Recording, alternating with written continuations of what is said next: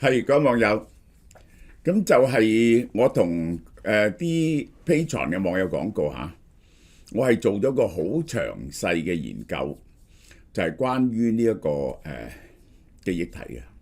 其實呢2個月前我講過噶啦，因此就買海力士。今日呢就係將個新嘅 situation 講俾大家聽。咁呢個當然唔係啦，因為嗰篇好長嘅文嚟嘅。喺呢度呢，我係由呢個三星罷工危機講到呢個記憶體啲股票，呢個點解記憶體咁重要啊？今日好高興請到明成祖朱棣上嚟答大家問題。第一題，你自稱敵出，但係跡象可疑，你生母究竟係邊個呢？我明你哋想問咩？憎我嘅人當然想抹黑我係庶子，但其實如果想知道答案，要買新書。嗱，而家本書咧就出咗啦嚇，我非常開心啊！真係你睇完咧，真係好好睇嘅呢啲書。我講俾你聽，如果你想睇下歷史咧，你就睇下，尤其是靖難之變啊，呢一個係嚇嗰個打法啊，呢個係嚇係好詳細嘅，呢個係關於朱棣嘅嘢。咁就有親筆簽名，今日開始寄出去㗎啦。就係Patreon 嘅網友50蚊 Patreon 嘅網友咧，我送200本俾佢哋。咁就係先到先得嘅，你立即嚟寫 email 嚟登記，講埋俾你聽係邊個 account 嘅。咁我哋又同你聯絡就寄俾你，呢個就係嚇。咁就係我琴日喺個留言 Discord 嗰度應承咗嘅，呢個就係。咁呢個就係快遞啦。呢個就美加地區嘅平郵嚇，792蚊，你用呢個入去訂，咁就係平郵咧就係要40日後先至寄得到噶啦，呢個就係嚇。三星發生咩問題咧？我講俾大家聽，三星發生咩問題咧？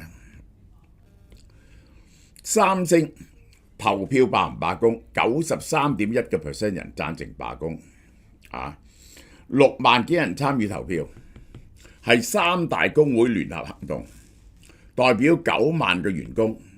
三星係有12.5千員工，三星嘅員工似乎唔係好多，係咪？佢比起比亞迪嗰啲唔係好多，因為咧佢好多係外判嘅。其實三星係俾人哋去包工嘅，呢個係史上第2大規模嘅罷工。2024年7月25號，自從嗰次罷工之後，唔夠2年再度爆發。2年前嗰時咧，三星嘅生意好差，咁就係半導體咧係低潮，蝕好多本，咁咧就要求呢個唔加人工，所以咧爆發示威。工會嘅要求加7%，資方咧話加6.2， 20股呢個公司股票。而家嘅規矩咧就係咧績效獎金至多係年薪嘅50%。譬如你1萬蚊一個月啦，咁1年就係12萬，咁你至多出6萬。要求咧廢除咗呢個上限，同利潤掛鈎。獎金點樣計？要透明，呢個要透明。嗱，點解呢？三星係遭遇咗危機啊！佢俾海力士完全俾咗落去。三星電子嘅年薪係50%，基本呢個薪資7600萬韓元韓元嘅，呢個就係嚇。咁就係呢一個係嘅員工，呢個係幾多錢呢？係5萬蚊美金，5萬蚊5萬蚊美金。40萬，咁咧佢就攞到3800萬，50萬年薪美金一年，呢啲工程師嚟嘅，就攞到25萬。海力士係攞到三星嘅3倍，即係海力士同樣喺個50萬嘅員工，而家海力士嘅人工高啲喎，佢可以攞到呢個大概係75萬啦，三星咧係25萬。2025年9月，海力士薪酬改革，哇！呢個就害咗三星啦，三星就嗌救命。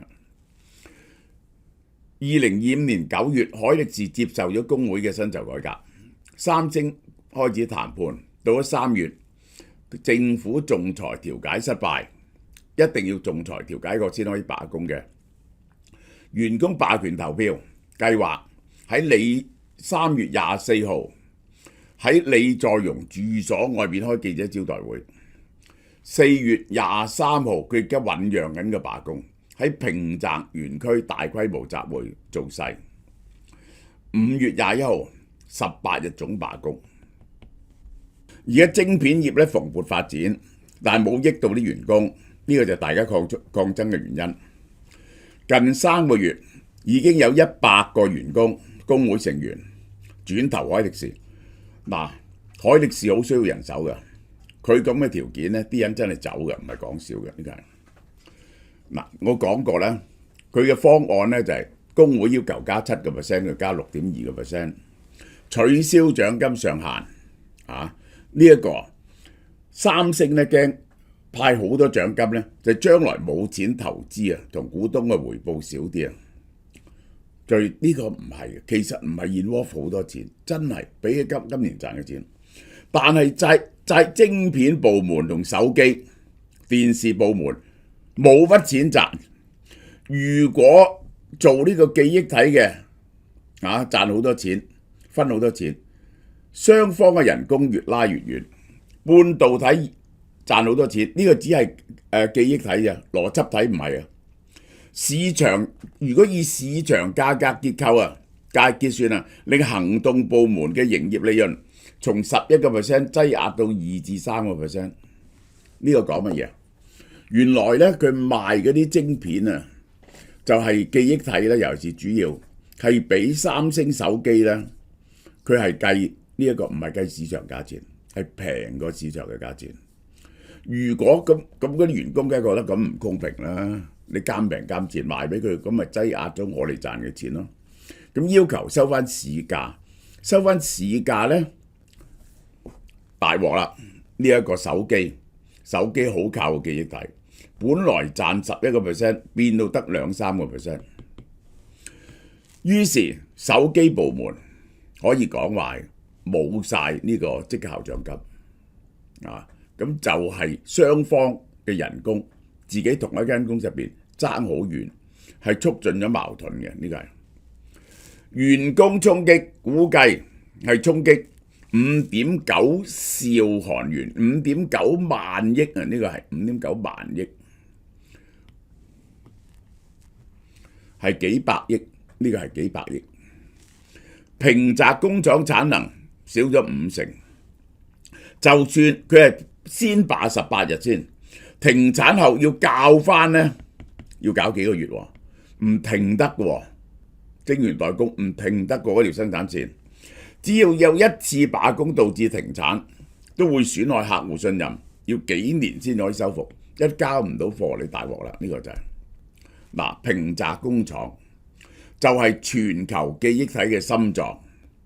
100% DRAM 係喺韓國本地生產嘅，呢一個咧佢嘅NAND Flash 咧就有喺西安生產，但係記憶體呢個 DRAM 咧就喺韓國自己生產，2/3嘅 NAND Flash 喺韓國本土製造。我記得疫情嗰陣時啊，西安停工咧，佢係佔咗40%嘅，但係而家咧韓國擴產咗嚇，所以得2/3嘅。喺韓國製造，三星佔全球 DRAM 嘅40%，佢一停工咧就大鑊。我可以話俾你聽啦，呢啲手機啊，嗰啲 DRAM 嘅價錢咧唔得了。2020年，李在鎔承諾改變，唔實行工會。嗱，以前咧三星咧唔準有工會，於是咧就勞工對話啦。2024年7月第一次罷工，呢個搞咗25日。呢一個公司嘅業績啊，由93萬億韓元2025年去到2026年全年係200萬億韓元啊，2000幾萬億美金。呢個係員工現實，同等員工個獎金係海力士嘅1/3。如果三星係第一嘅，咁就應該享受第一嘅待遇。我哋睇下條數係點。好啦，仲有一樣危機喎，氦氣。原來咧，呢一個霍爾木茲海峽咧，就係包括埋供應氦氣出嚟嘅，因為氦氣咧 helium 咧其實係天然氣嘅一種副產品。韓國半導體用高純度氦氣來自卡塔爾，80%。台積電冇事喎，氦氣係一種惰性氣體啊，因為咁就好需要嘅喺半導體嗰度。台積電點解冇事呢？第一，台積電有一部分氦氣係來自美國嘅。第二，台積電一早就搞咗氦氣嘅 recycle， 即係呢，佢就唔係用完一次就棄。呢個韓國呢，因為覺得唔值錢啊，用完一次就走，由得佢走咗去。呢一個係呢一個台積電呢就 recycle， 所以呢台積電呢係唔會影響嘅。半導體製程所需要嘅超高純度氦氣係6N 級99.9999，好難搞嘅。中東局勢令到霍爾木茲海峽受管制，氦氣出唔到嚟，係揾唔到。佢哋話而家已經揾代替來源揾唔到嘅。美國嗰啲係完全供應呢一個台積電一部分。好啦，記憶體嘅價錢早輪點解升得咁犀利呢？因為個供應唔夠 ，DRAM 嘅合約價比起上一季加咗50至100%。嗱，你而家去買部新手機，你快啲去搶啊！而家咧第時冇咗512啊，即係比唔起咁高嘅 DRAM 價錢。咁於是咧佢又加少少價，然後配俾你嘅記憶體咧係減咗嘅，呢個係 NAND Flash 咧加咗55至60%。嗱，呢個就係個唔同。DRAM 加咗90至100。一陣我同你講，其實記憶體環繞兩樣嘢，一個就係 DRAM， 一個就係 NAND Flash。呢個 DRAM 咧就係一熄電咧就冇咗嘅 ，NAND Flash 咧一熄電咧就仲喺度，係長期記憶嘅。但係 DRAM 咧讀取快好多，記憶體價錢翻倍，已經導致電視筆電價錢上升。微星總經理話，即使係 CEO 親自登門，都話答嚟，實在冇貨。最大影響係手機。筆電。點解記憶體短缺冇辦法緩解呢？ AI 需求爆炸 ，AI server 嘅 DRAM 需求係傳統 server 嘅8至10倍。我都話因為個算力好快，嗰個 HBM 呢就喺個 GPU 隔離嘅個晶片隔離堆疊起上嚟，嗰個你算得好快。你就要有 HBM 將啲資料，即係等於原料咁，啲資訊啲 data 咧 send 入去俾佢去計。如果唔係咧，佢就不停喺度等。咁於是咧，你要高頻寬咧，即係嗰條公路好闊，然後咧就係好近嗰啲記住啲嘢喺度，不停出入。而家係去到12層就嚟去到16層疊埋嘅 DRAM， 你幾大鑊咧？8成以上嘅先進產能都投入 AI 專用記憶體，擠壓通用 DRAM。HBM 咧係專係 for AI server 用嘅，咁最好賺人呢啲，佢哋冚唪去做呢啲記憶體。咁於是咧普通嘅 DRAM 咧就唔夠啦，就係逼死咗手機筆電啲咁嘅嘢。新增嘅潔淨室要4至5年，短期冇辦法釋放新產能。幾時睇到 HBM 需求嘅大變化係2年前，2023年至24年。佢咁樣起嘅呢，而家最快佢哋呢圈咗好大笪地，係預備起6、7間工廠，係兩間咁起嘅。頭嗰2間起到呢係2028年而家去到2028年呢冇新廠，因為得3間公司做嘅啫。三星罷工，氦氣停工。中東局勢大鑊啦，3重加疊。嗱，呢一個就係 SK 集團嘅會長崔太元，呢個最權威嘅。目前嘅短缺可能持續到2030年，預計晶圓會存在2成嘅短缺，2成嘅短缺。佢同埋三星都係起緊廠，但係呢就係要2028年頭2間廠可能加速嘅。佢就係總共有6間廠嘅位置，可以起6間廠至8間廠，而家再揾地方起咧起唔切，咁就陸續28、29、30咧就落成，都係咁大。美光咧喺美國起廠，而家最近喺台灣又擴展。2026年啊，6500億淨係4間公司 AI 投資，較舊年激增80%。DRAM 嘅營收年增51%，估計今年嘅 DRAM 營收高50%，呢啲公司起碼高50%。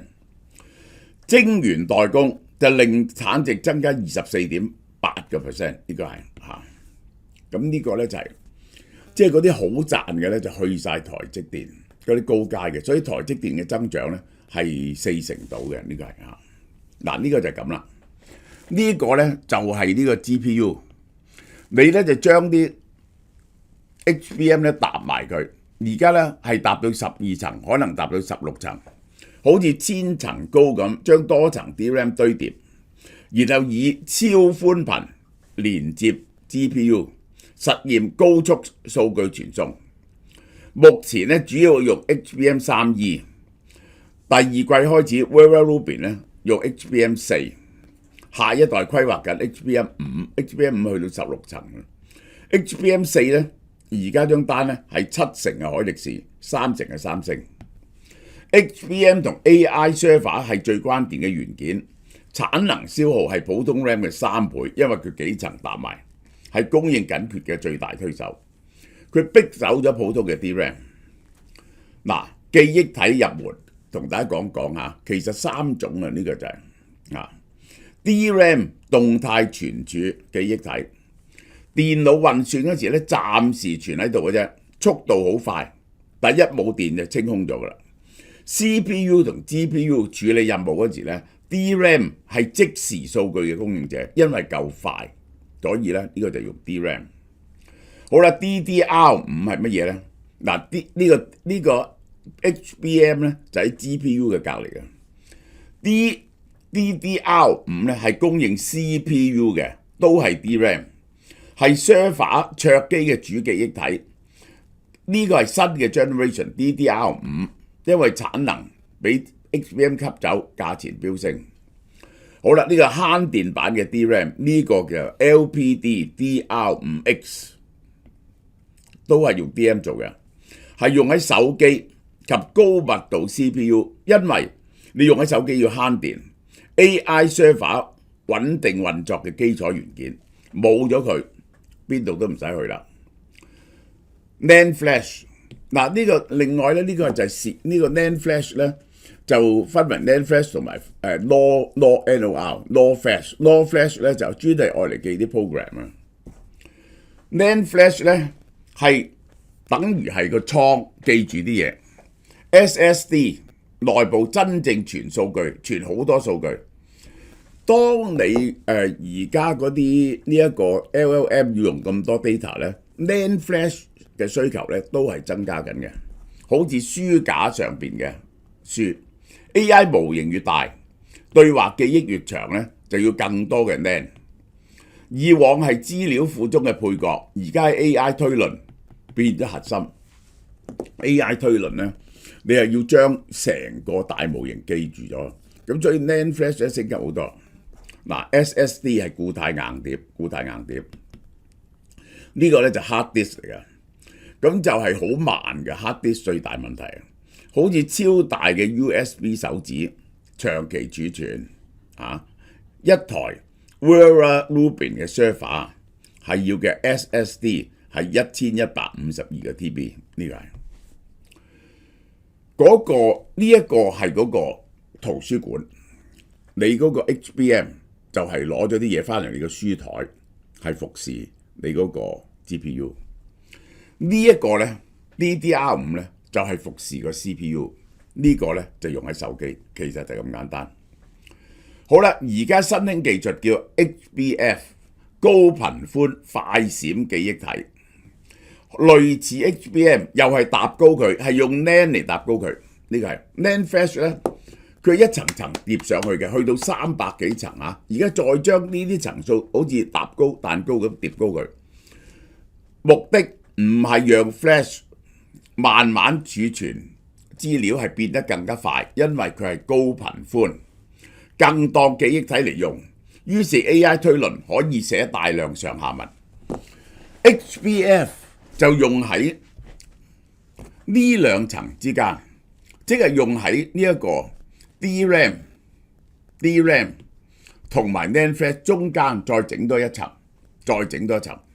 佢同埋以前嗰啲唔同呢，佢又冇咁多嘅記憶，但係呢，佢係快啲嘅，因為佢係高頻寬嘅。海力士同 SanDisk 合作開發下，大家要留意下呢個係。海力士仲加係同台積電夾埋開發緊。海力士點樣咁發達呢？佢做 HBM 初咧冇人重視 HBM， 三星唔重視 HBM， 佢就一路就係覺得 HBM 好有前途研究，就夾埋台積電研究嘅。SK 海力士同埋輝達 NVIDIA 合作，而家頂級 SSD 係100倍嘅，可以去到1億。哇 IOPS 用好犀利嘅硬碟嚟到記憶。輝達 Vera 係6款核心晶片夾埋嘅，呢個係CPU、GPU、NVLink 咧就等佢個傳輸速度快啊 ，Connect BlueField Spectrum 3.6 exaflop 推論數力，佢係要75 TB 嘅高速記憶體。運算單位咧唔係 GPU 啦，係成個資料中心。Vera 咧係70幾個 GPU 堆成嘅。嗱 G3.5 IC NAND Flash 咧由配角變咗主角。GPU 專用高速記憶體就係 HBM。DRAM 就係系統記憶體。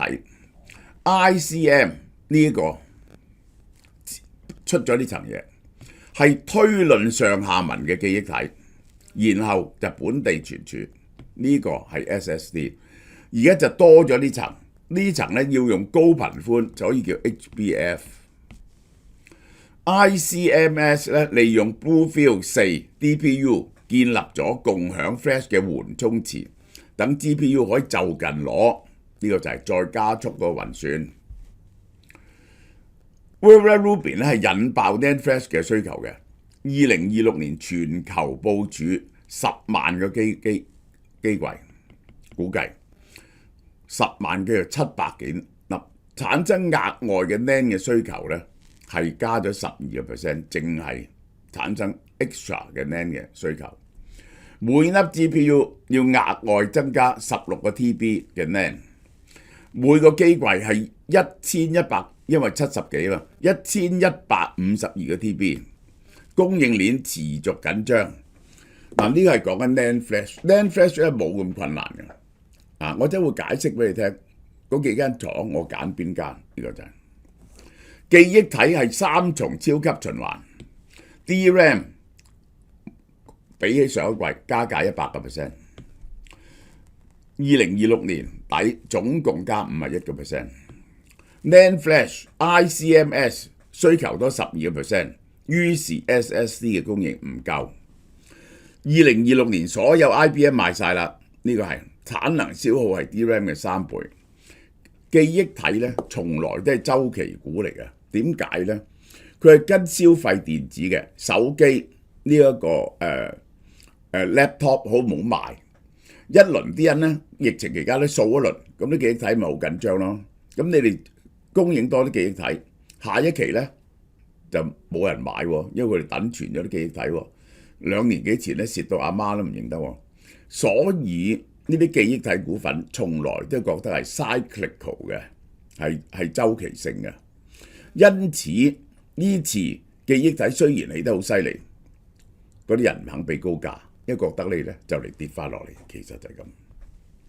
全球 HBM 嘅佈局呢個就係海力士，呢兩間差唔多嘅，呢個係美光，呢個三星。三星咧係第2間做到 HBM4 嘅，但係美光嘅 HBM3E 咧係大過三星嘅。海力士鎖定 Rubin 世代嘅 HBM4 嘅晶片嘅2/3，微軟亦都係佢獨家供應嘅。三星呢就係同 AMD 合作，成為呢一個主要供應商。美光2026年佢嘅3E 咧係賣晒，而目標係2027年咧可以做到20% 呢個 HBM4。我而家講幾間公司，海力士係神嚟嘅 ，HBM 佔57%，係輝達嘅核心盟友。HBM4咧佢佔咗70%，佢又同 SanDisk 合作做 HBF 呢個係嚇。然後同輝達合作開1億 IOPS 嘅 NTNP SSD， 佢嘅風險高度依賴 HBM。如果 HBM 供應過多嘅時候咧，風險最大，最好賺係賺70%以上嘅。好啦，從來嘅王者係三星，但係佢係一系列嘢，有記憶體、代工、封裝，佢唔係。有邏輯晶片代工，有手機，係全球最大嘅 NAND Flash 廠直接受惠 G3.5， 同 AMD 簽 IBM4 嘅主要供應商。而家咧可能咧要簽長約啊，所有人都。但係佢一路睇唔起 HBM 啊，佢起步比較慢。佢舊年咧幾次攞去，即係你用你嘅 HBM 咧，你要攞去台積電 certify 唔會撞。然後又攞去輝達 certify 幾次都 fail 咗，要喺 Rubin 世代重建客戶信心咧，罷工威脅大鑊啦。手機專業利潤部門嘅利潤因為個 HBM 價錢升咗咧，跌到得1%。嗱，佢手機部門咧唔係賺好多錢，而係呢一個邏輯晶片代工咧係蝕本。呢個係美光係美國公司。佢係唯一一間唔係佢同喺三星以外，同時擁有 IBM 同 SSD 嘅美國廠。HBM 產能後多個地方30%，即係講3E。北美 AI 雲端首選供應商，個毛利率74.4%嚇，總產能咧係少過啲韓國廠，係靠技術日價維持高毛利。但係唔需要打價格戰，因為根本大家供應唔到。2026年咧，股價升咗40%，DRAM 技術咧提升15%，功耗減低咗20%。好啦 ，SanDisk 係 G3.5 嘅最大受益者。SanDisk 咧就係做 NAND Flash 嘅，每套 Rubin 系統咧都會多1152個 NAND Flash。Star 機企業級嘅 SSD 咧係超大客戶認證。佢係由 Western Digital 分拆出嚟嘅，NAND 缺貨之後咧，佢突然之間就飆上嚟，就咁解啦。但係佢冇晶圓廠，走向 Fabless 時代，依靠代工。呢個 SanDisk 產能鎖定弱於 IDM 廠。4間記憶體廠嘅比較，海力士佔57% HBM， 係 HBM 嘅霸主。關鍵客戶係輝達、微軟、Google。主要風險依賴 HBM 過高，三星佔咗22%。佢係一站方案，除咗記憶體，有邏輯晶片啦，有手機啦，有面板啦，佢嘅客戶係 AMD、Google、亞馬遜，技術追趕罷工危機。美光係21%，美國本土能效領先，佢嘅能效最好嘅。北美雲端主權 AI 一定係用佢，美國人用美國嘢，產能規模咧係冇佢哋咁大嘅。SanDisk 純3.5嘅純增量企業級嘅 SSD， 即係專業嘅 SSD， 超大規模嘅數據中心咧係會用佢嘅。Fabless 無機自有廠。嗱，我哋睇下海力士啊，海力士嘅走勢咧係由咁嘅，大概20萬度咧就起到100萬，係起咗5倍嘅。係起咗5倍，起咗380幾個%，呢度計起咗380幾個%。呢一年我一陣先同你講呢隻嘢咧，而家100萬韓元一股。三星咧起咗幾多個%咧？起咗234%，因為咧佢唔純粹啊，三星係同埋佢 HBM 咧初落後，三星係。美光起咗幾多個 percent 咧？444個2.7喺由呢度起到呢度咧，起咗341個 percent， 起咗341個 percent。呢個咧海力士係起咗382個 percent， 呢兩隻咧係起得最犀利嘅。SanDisk 起咗12倍，1273個 percent。呢個唔可以咁計，因為佢係分拆出嚟嘅，開頭個定價唔準嘅。呢個就係我俾大家睇下，呢個就真正嘅 picture。而家咧，我哋喺呢度，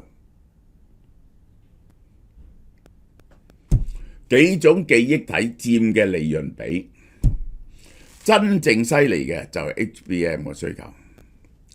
嗱，唔係話呢啲咧，你見佢跌落嚟啊 DRAM， 因為佢唔係話佢嘅盈利跌落嚟，佢係個比例跌落嚟，因為呢個增長得太過快。